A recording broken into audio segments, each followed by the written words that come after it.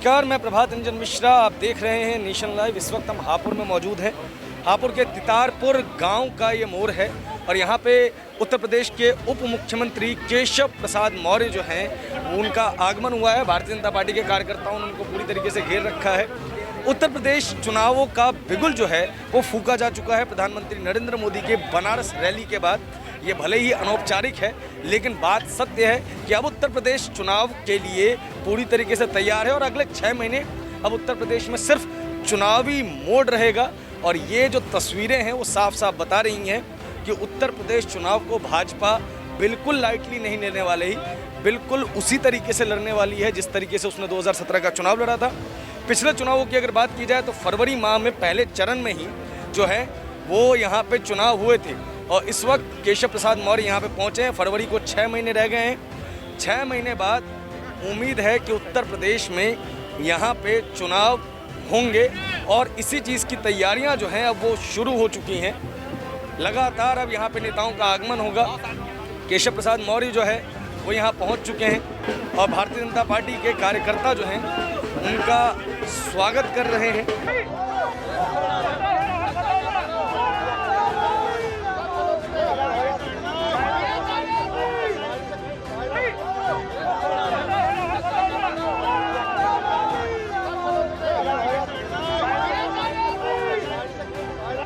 आज उत्तर प्रदेश के उप मुख्यमंत्री केशव प्रसाद मौर्य हापुड़ से गुजरे हैं और हापुड़ के जितने भी भाजपा के कार्यकर्ता हैं वो उनके स्वागत में मौजूद थे। हमारे साथ कुछ भाजपा के लोग हैं। सबसे पहली बात तो ये कि कोविड प्रोटोकॉल के दौरान इतनी भीड़ वगैरह हुई है, आपको लगता है ये सही है? देखिए, कोविड प्रोटोकॉल के दौरान आप जो भीड़ की बात कर रहे हैं, यहाँ केवल प्रमुख पदाधिकारी बुलाए गए थे, लेकिन कार्यकर्ताओं को अति उत्साह, अति जोश, अपने नेताओं को देखने की ललक। और ये वो कार्यकर्ता हैं जो अपने इन्हीं नेता के आग्रह पर लगातार कोरोना काल में लगातार इन्होंने समाज के बीच में रहकर काम किया। जब सारा देश घरों के अंदर बंद था तो यही भारतीय जनता पार्टी के कार्यकर्ता लगातार जनता से आग्रह कर प्रधानमंत्री केयर फंड में लगातार उन्होंने पैसा भिजवाया। लाखों खाने के पैकेट लगातार उन्होंने रोज बांटे। जिन परिवार में कोविड हो गया था, जहाँ खाने की समस्या थी, तो हमारे यही भारतीय जनता पार्टी के कार्यकर्ता घर घर जाकर ऐसे परिवार में जाकर उनको खाना देकर आते थे। हमारी हेल्प डेस्क लगातार अस्पतालों में लग रही हैं। हमारे कार्यकर्ता घर घर जाकर लगातार लोगों को वैक्सीन के लिए प्रेरित कर रहे हैं, मोडिफाई कर रहे हैं। अपनी तो उन्होंने खुद वैक्सीन लगाई ही, क्योंकि हमारा कार्यकर्ता जाबाज है, राष्ट्रभक्त है। सर, आपका नाम? मैं विनीत दीवान, भारतीय जनता पार्टी का हापुड़ नगर से अध्यक्ष हूँ। विनीत जी, उत्तर प्रदेश में अगले वर्ष चुनाव होने हैं। पिछले चुनावों के माने तो फरवरी 11 को उत्तर प्रदेश में वोट डाले गए थे 2017 में, यानी कि देखा जाए तो 6 महीने से कम का अंतराल है। आपको लगता है कि योगी सरकार उत्तर प्रदेश में रिपीट कर पाएगी और आप हापुड़ विधानसभा जीत के योगी जी को दे पाएंगे? देखिए, उत्तर प्रदेश में 350 प्लस भारतीय जनता पार्टी की सीटें आने वाली हैं, क्योंकि उत्तर प्रदेश में ऐसा सुशासन दशकों बाद उत्तर प्रदेश की जनता ने देखा। इस उत्तर प्रदेश की जनता ने यहाँ भय, लूट, बलात्कार ऐसा व्यवहार देखा है। गुंडागर्दी होती थी। हमने पिछले चुनाव में अपने बैनर पर साफ साफ लिखा था, गुंडा राज का हम खात्मा का करेंगे। आज उत्तर प्रदेश के अंदर कोई बड़ा गुंडा तो छोड़ो, आप एक गली का गुंडा भी नहीं बता सकते। ये योगी जी की सरकार है। जो जमीनों के ऊपर भूमाफिया होते थे, व्यापारियों की, किसानों की, मजदूरों की, जो छोटे टुकड़े, बड़े टुकड़े, जमीन के टुकड़े कब्जा कर किसी ने अपनी यूनिवर्सिटी में मिला लिए, किसी ने अपने मंडप हॉल में मिला लिए। आज योगी सरकार ने उन पर सबको बुलडोजर फेरकर इस उत्तर प्रदेश की जनता को सुशासन देने का काम किया है। उत्तर प्रदेश के अंदर ना गुंडा राज है, ना लूटमार होती है, ना अपहरण होता है, ना चौथ वसूली होती है, ना किसी बहन के साथ बलात्कार होता है, ना किसी। तो आप गलत बोल रहे हैं, ये तो आप गलत बोल रहे हैं। उन्नाव के अंदर हमने देखा है, हमने हाथरस के अंदर भी देखा है। लगातार नेशनल मीडिया ने इस मुद्दे को कवर किया है कि उत्तर प्रदेश के अंदर रेप्स जो हैं वो बढ़े हैं। तो ये तो आप गलत कह रहे हैं ना? नहीं, ये आप पता नहीं किस तरह कह रहे हैं। जो आप हाथरस वाली घटना बता रहे हैं वो घटना बाद में खुल गई थी। वो उनके परिवार का मामला था और उन्होंने सरकार को बदनाम करने के लिए उस समय ऐसा वक्तव्य दिया। विपक्षी पार्टी के लोग सरकार को बदनाम करने के लिए अपने नए नए हथकंडे अपनाते रहते हैं। जैसे पिछले दिनों आपने देखा होगा, अखिलेश यादव ने कहा ये वैक्सीन मत लगवाइए, ये भारतीय जनता पार्टी की वैक्सीन है, और पिता और पुत्र चुपचाप अस्पताल में जाकर वैक्सीन लगवाकर अपने घर पर आकर सो गए। सर, एक बात मैं आपसे पूछना चाहूँगा।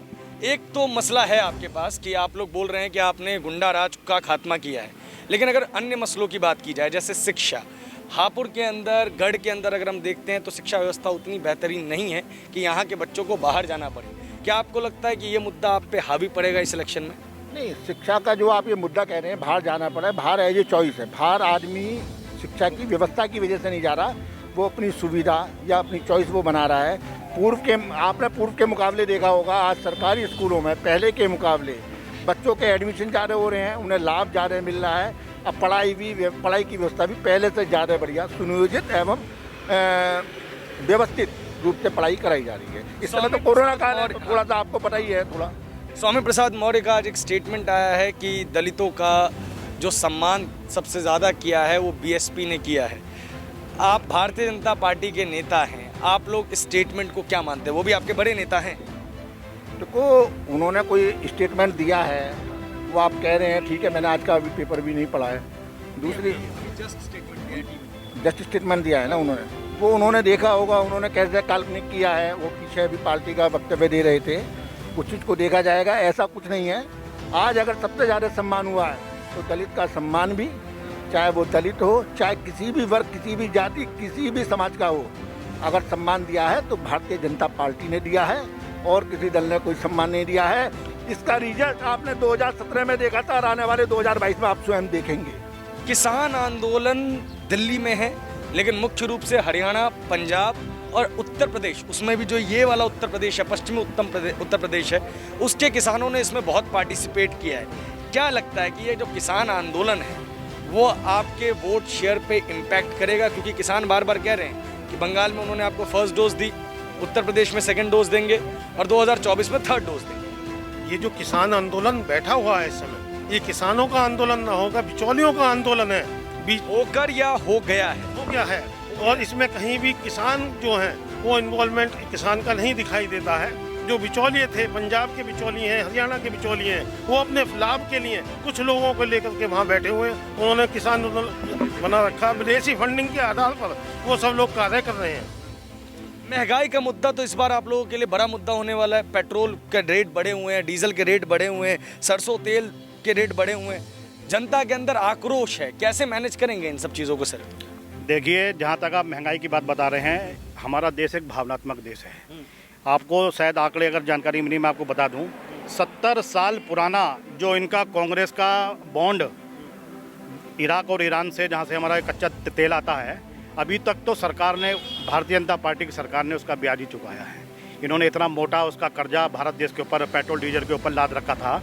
भारत सरकार ने भी कर्जा चुकाया है और लगातार हमारा देश कहीं ना कहीं आर्थिक संपन्न हो रहा है। और देश की जनता पेट्रोल डीजल को ना देखकर अपनी सुरक्षा देखती है, माताओं बहनों की सुरक्षा देखती है। जैसे अभी आपने एक प्रश्न पूछा दलितों वाला, स्वामी प्रसाद मौर्य जी का ये अपना स्वयं का वक्तव्य है। अगर उन्होंने कहा है, मुझे नहीं लगता उन्होंने ऐसा कहा है, अगर उन्होंने कहा है तो ये उनका अपना स्वयं का वक्तव्य है। वो पता नहीं क्या देखते हैं। मैं ये जानता हूँ, इस देश के अंदर जितने दलित बंधु रहते हैं, लॉकडाउन के अंदर उनको सुरक्षा देने का काम, उनके परिवार की चिंता करने का काम अगर किसी ने किया, भारतीय जनता पार्टी की सरकार ने किया। 80 करोड़ लोगों को इस देश के यशस्वी प्रधानमंत्री नरेंद्र भाई मोदी जी ने 5 किलो प्रति व्यक्ति के हिसाब से राशन उनके घर पे पहुंचाने का काम किया। और जबकि और लोग ये मानते हैं कि दलित बंधुओं में वोट नहीं देते, हम ये मानते हैं दलित बंधुओं में वोट देते हैं। उसके बावजूद भी हमने उनका इतना लॉकडाउन में ध्यान रखा, उनकी सुविधाओं का ध्यान रखा, उनकी वैक्सीन का ध्यान रख रहे हैं, उनकी सुरक्षा का ध्यान रख रहे हैं, उनके बच्चों की शिक्षा का ध्यान रख रहे हैं। उनके घरों में हमने शौचालय बनवाए हैं, 2.5 लाख रुपया देकर उनको हमने पक्के मकान बनवाए हैं। लाखों में आंकड़ा है, आप हापुड़ जनपद के सीडीओ से भी उसका आंकड़ा लेकर उसे देख सकते हैं। हमसे ज़्यादा दलितों का सम्मान इस देश के अंदर कोई नहीं कर सकता, क्योंकि हम जो है राष्ट्रीय स्वयंसेवक संघ के कार्यकर्ता हैं। हम संपूर्ण राष्ट्र को 130 करोड़ लोगों को अपना भाई बहन मानते हैं। हम जातिवाद की राजनीति नहीं करते। भारतीय जनता पार्टी के कार्यकर्ताओं के अंदर उत्साह है कि उत्तर प्रदेश का जो अगला विधानसभा चुनाव है उसके अंदर वो पहले से बड़ी जीत दर्ज करेंगे। हालांकि वो महंगाई को एक मुद्दा नहीं मानते हैं, ये अपने आप में एक बड़ा सवाल है। किसान आंदोलन के लिए भी ये चीज़ कही जाती है कि वो इतना बड़ा इम्पैक्ट नहीं करेगा। 6 से 7 महीने तक अब उत्तर प्रदेश में सिर्फ और सिर्फ चुनावी रन होना है, लगातार रैलियां होनी है और इसकी अपडेट्स नेशन लाइव आप तक पहुंचाता रहेगा। साथ ही साथ हम जल्द शुरू करने वाले हैं ज़मीनी हकीकत। कैमरे के पीछे रोहित, आप देख रहे हैं नेशन लाइव।